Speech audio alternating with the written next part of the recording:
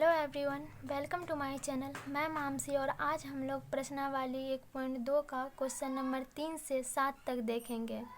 Question number 1 और 2 इससे पहले वाले वीडियो में कर चुके हैं, तो देखिए क्वेश्चन नंबर 3। अभाज्य गुणनखंड विधि द्वारा निम्नलिखित पूर्णांकों के HCF और LCM ज्ञात कीजिए। तो किस विधि द्वारा? अभाज्य गुणनखंड विधि द्वारा। क्या ज्ञात करना है? तो नीचे कुछ पूर्णांक दिए गए हैं, उसका गुणनफल HCF और LCM ज्ञात करना है। किस विधि से? तो अभाज्य विधि से। ध्यान रखिएगा, हम लोगों ने इससे पहले वाले वीडियो में भाग विधि से HCF निकालना सीखा था। इस वीडियो में क्या अभाज्य गुणनखंड विधि से निकालना सीखेंगे। तो देखिए क्वेश्चन नंबर 1 3 का।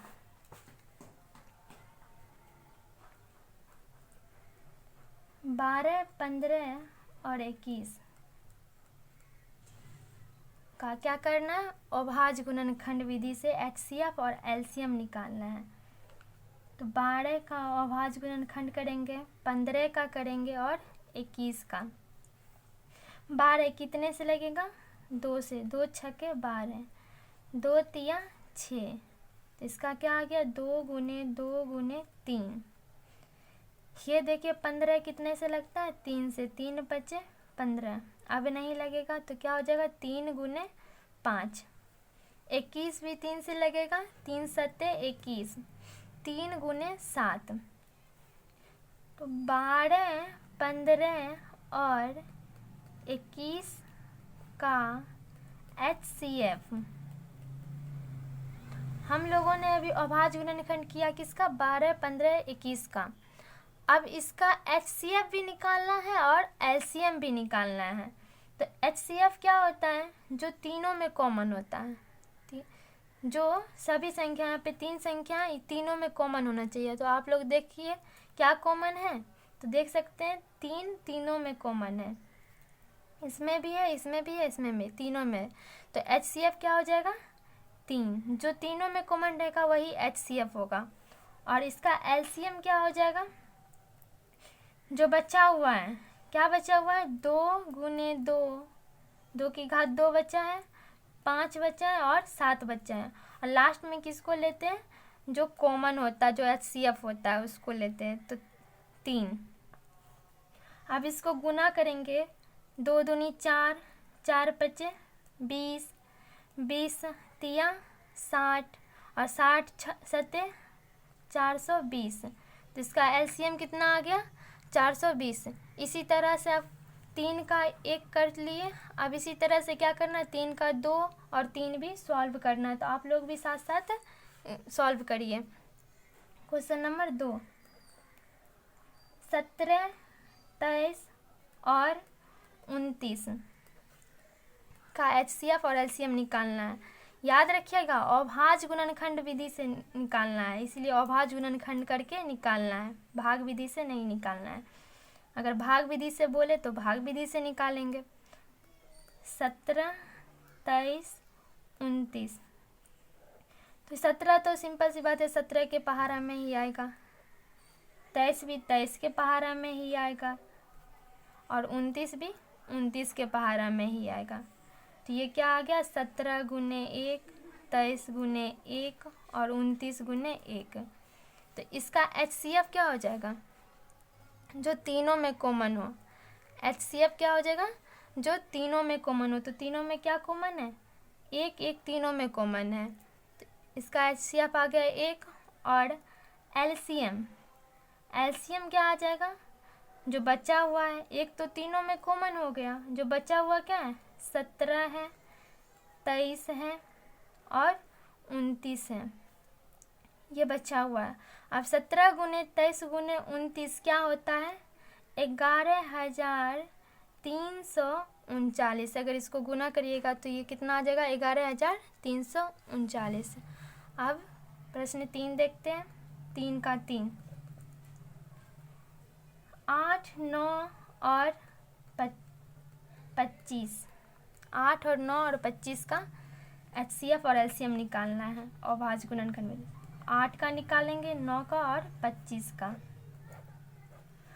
8 का 2 से लगाएंगे, 2 चौके 8, 2 दूनी 4। अब नहीं लगेगा तो क्या करेंगे, इसको गुना में लिख देंगे, 2 गुने 2 गुने 2। ये देखिए 3 से लगेगा, 3 एकम 3। अब नहीं लगेगा तो क्या लिखेंगे, 3 गुने 3। और ये कितना से लगेगा, 5 से, 5 गुने 5। तो इसका HCF क्या होगा।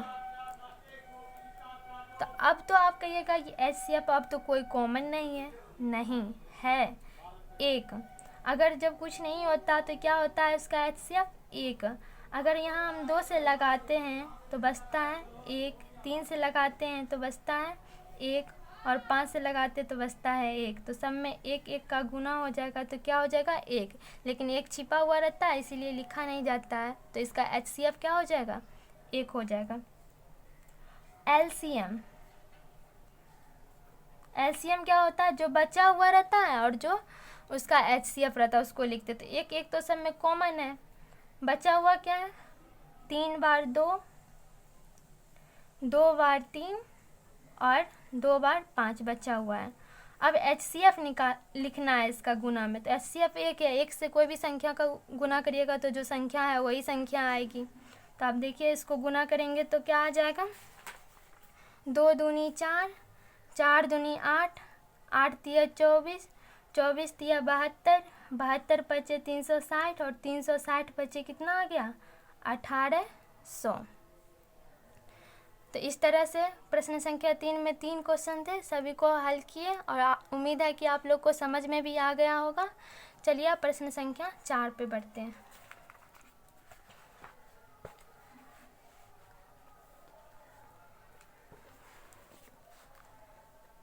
प्रश्न संख्या 4 है, HCF 306 और 657 बराबर कितना दिया गया है, 9। और LCM क्या ज्ञात करना है, 306 और 657 का LCM ज्ञात करना है। यानी HCF और 2 संख्याएं दी गई है और उसका LCM ज्ञात करना है। तो देखिए किस तरह से ज्ञात करते हैं। 4 नंबर, HCF 306 657 बराबर 9 और ज्ञात क्या करना है, LCM 306 657 बराबर ये ज्ञात करना है। यानी LCM ज्ञात करना है और HCF दिया हुआ है और 2 संख्याएं दी गई है, पहली संख्या और दूसरी संख्या। तो LCM बराबर फार्मूला क्या होता है, तो सबसे पहले हम अलग अलग लिख लेते हैं। पहली संख्या बराबर कितना है, 306। दूसरी संख्या बराबर 657। HCF बराबर 9 और LCM क्या करना है, ज्ञात करना है। LCM बराबर फार्मूला होता है पहली संख्या गुने दूसरी संख्या बराबर बटे HCF। LCM बराबर फार्मूला क्या होता है, ये सूत्र है, आप लोग याद कर लीजिएगा, पहली संख्या गुने दूसरी संख्या बटे HCF। अब देखिए पहली संख्या क्या दिया है, 306।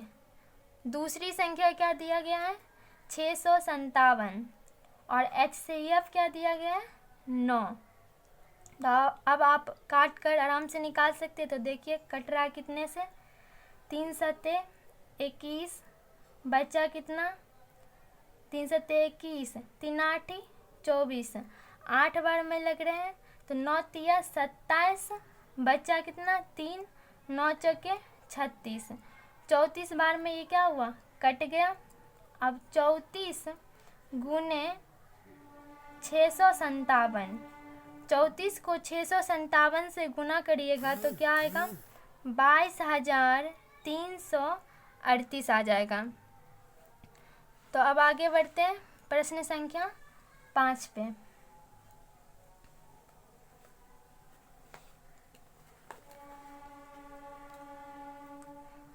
प्रश्न संख्या 5 कहता है, जांच कीजिए कि क्या किसी प्राकृत संख्या n के लिए संख्या 6 पर पावर n अंक शून्य पर समाप्त हो सकती है। तो क्या जांच करना है, कोई प्राकृत संख्या n है और कोई संख्या दिया गया है 6 पर पावर n, क्या उसका अंक जो है शून्य पर समाप्त होता है। तो देखिए होता है या नहीं।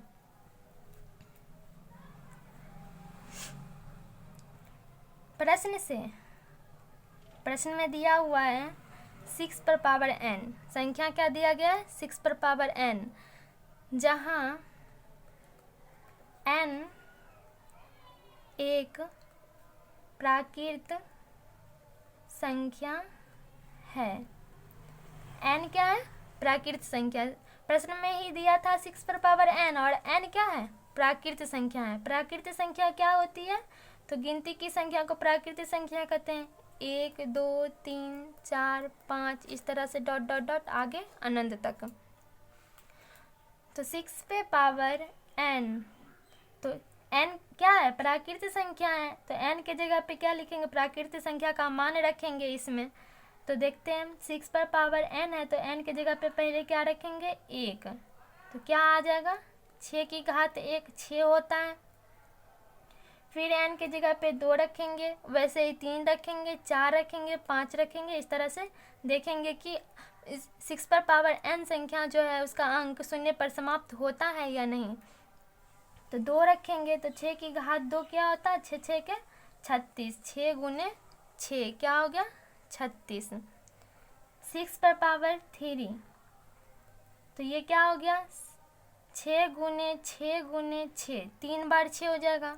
तो गुना करेंगे तो क्या आ जाएगा 216। 6 की घात 3 कितना होता है 216। 6 की घात 4 यानी 6 कितनी बार 4 बार लिखेंगे। अब इसको गुना करेंगे तो क्या आ जाएगा 7776। इस तरह से आप चेक करते जाइएगा, 6 की घात 5, 6 की घात 6, ज़्यादा नहीं निकालना है। अब आप देख रहे हैं कि अंत में कोई भी अंक जो है 0 नहीं आ रहा, कोई भी संख्या के अंत में 0 नहीं आ रहा है, सब में क्या आ रहा है 6 6 आ रहा है, 0 1 भी नहीं आ रहा है। इसलिए क्या लिखेंगे, अतः किसी भी संख्या, किसी भी प्राकृत संख्या n के लिए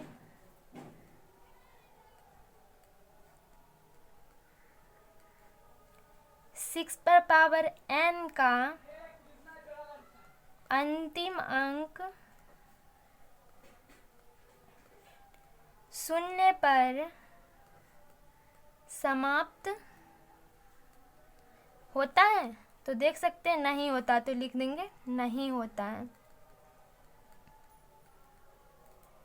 जैसा कि आप आगे देख रहे हैं 6 है, यहाँ पे शून्य नहीं आया है, इसलिए कोई भी संख्या जो है 6 पर पावर n का अंतिम अंक शून्य नहीं होगा। तो अब चलिए क्वेश्चन नंबर 6 पे चलते हैं।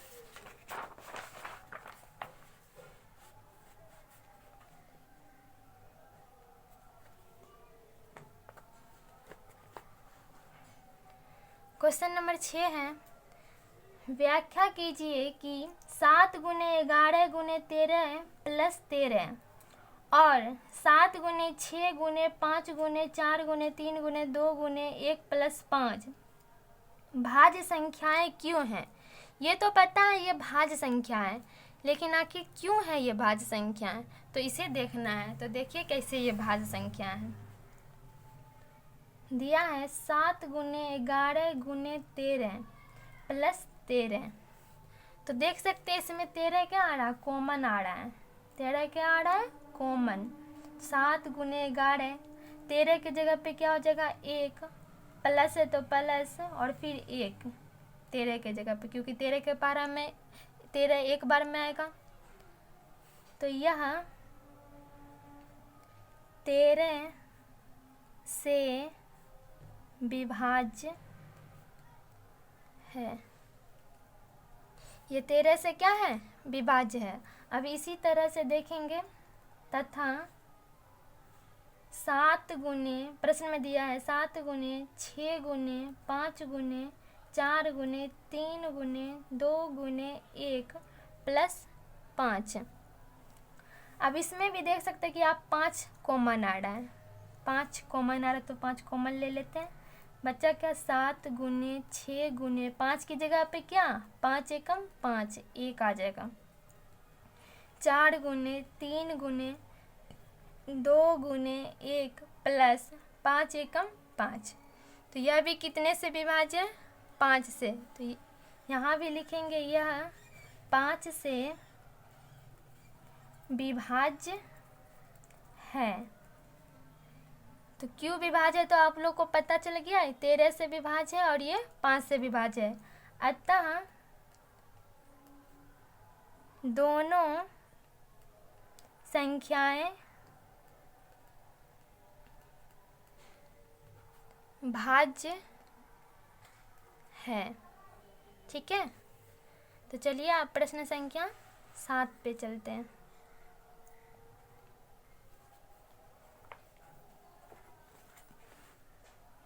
सात, किसी खेल के मैदान के चारों ओर, कोई खेल का मैदान है और उसके चारों ओर एक वृत्ताकार पथ है। वृत्ताकार, वृत्त की आकार क्या होता है रुपया की जैसा होता है, सिक्का जैसा कि 1 का सिक्का होता है। तो चारों ओर एक वृत्ताकार पथ है। पथ मीन्स क्या होता है रास्ता, एक वृत्ताकार रास्ता है, गोल सा रास्ता है। इस मैदान का एक चक्कर लगाने में सोनिया को 18 मिनट लगता है। अगर इस मैदान का एक चक्कर सोनिया लगाती है तो उसको कितना मिनट लगता है 18 मिनट लगता है। जबकि इसी मैदान का एक चक्कर लगाने में रवि को 12 मिनट लगता है। तो वही मैदान है और रवि उसी मैदान में चक्कर लगाता है तो उसको कितना लगता है 12 मिनट समय लगता है। सोनिया से तो कम लगता है इसको। मान लीजिए वे दोनों एक ही स्थान और एक ही समय पर चलना प्रारंभ करके एक ही दिशा में चलते हैं। कितने समय बाद वे पुनः प्रारंभिक स्थान पर मिलेंगे। तो देखते हैं कि कितने समय बाद वह प्रारंभिक एक ही स्थान पे मिलेंगे। तो एक मैदान है और उसके चारों ओर क्या है एक वृत्ताकार पथ है, मतलब रास्ता है। ठीक, ये एक वृत्ताकार रास्ता है। मान लीजिए कि सोनिया यहाँ से चलना आरंभ करती है, मतलब शुरू करती है सोनिया। तो इसको कितने मिनट लगते हैं 18 मिनट। और रवि यहाँ से चलना शुरू करता है तो इसे कितना मिनट समय लगता है 12 मिनट। अब प्रश्न में कहा गया था कि अगर एक ही, मान लीजिए कोई स्थान यहाँ है, यही मान लीजिए, अगर यहीं से दोनों चलना शुरू करें, यहाँ से चलना शुरू करें और इस तरह से चलते चलते फिर वो वापस उसी स्थान पे आ जाता है तो उसे कितना समय लगेगा।